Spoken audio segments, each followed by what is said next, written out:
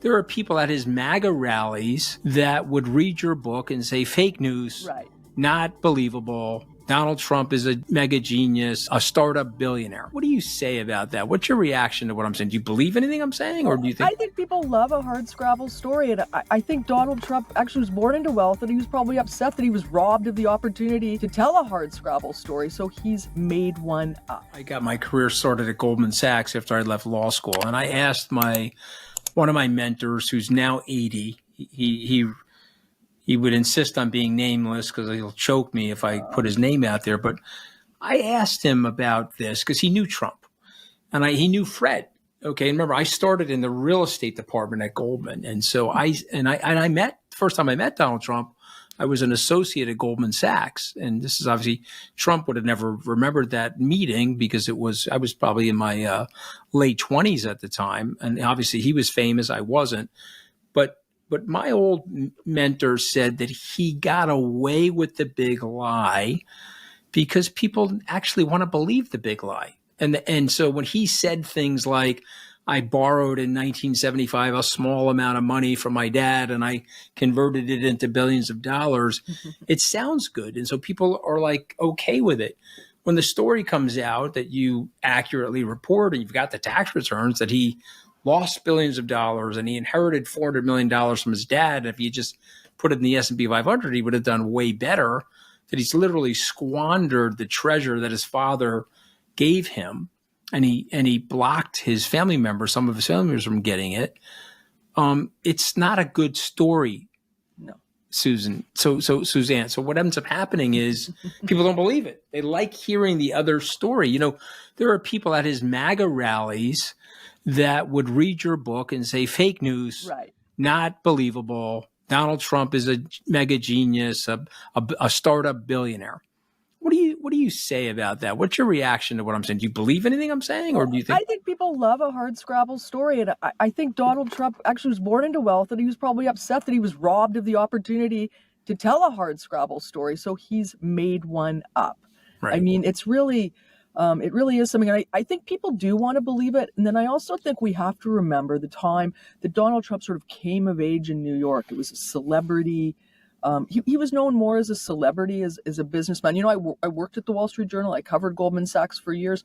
Those were publicly traded companies that had to report in every quarter. Donald Trump reported into Donald Trump.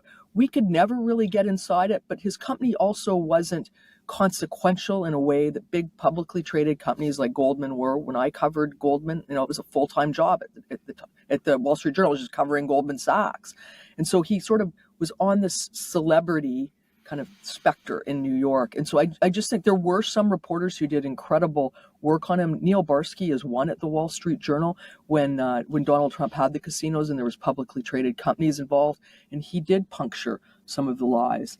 But I think that you know, just it still amazes me, one of the things about the book, that he was able to rise for 20 some years with, you know, first of all, appropriating his father's wealth as his own, and then just lying about his wealth. And it was just repeated over and over and over by the New York Times, by 60 Minutes.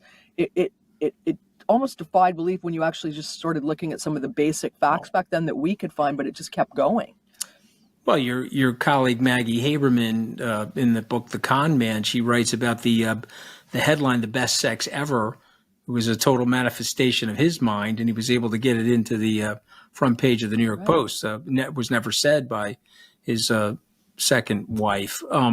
Okay, let me go to this. I'm going to ask you this, Russ. Obsessed.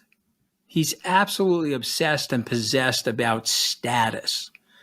And rich people in my lifetime, and again, maybe you guys have had a different experience, but super rich people are not obsessed about that. They just aren't, you know. And so, you know, striving rich people are, but not really rich people. Like when Trump says, "I'm really, really rich," first thing I think of is Shakespeare. Doubt does protest too much, you know, meaning he's not really, really rich. So why, Russ? Why the obsession? What do you think it is?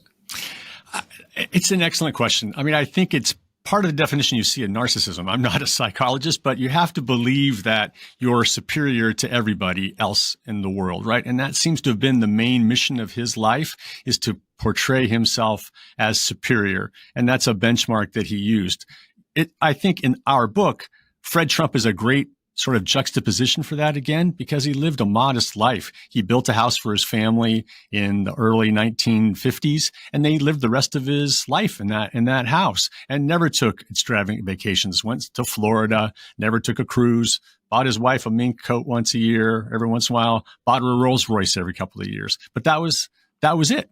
Donald Trump immediately becomes obsessed with symbols of status and wealth as a symbol of his excellence. And I think that's part of what the book has to say about how we got here and American culture's sort of role in his rise, is that the qualities that we imbue in people who show signs of wealth. Right? He was right, it turns out, to want it, because people did assume he was excellent. People did assume he must be really good at whatever he says he's good at, because look, he's got a jet, right? That's all you need. And that has sustained itself. And you combine that, America's sort of acceptance of excellence when there's signs of money, and not wanting to challenge those people, not feeling comfortable to say, I'm as smart as them, to question what they're doing, with somebody who, as you said, is built on mendacity, who has no shame about lying right to your face, even when he knows that you know it's not true at that very second,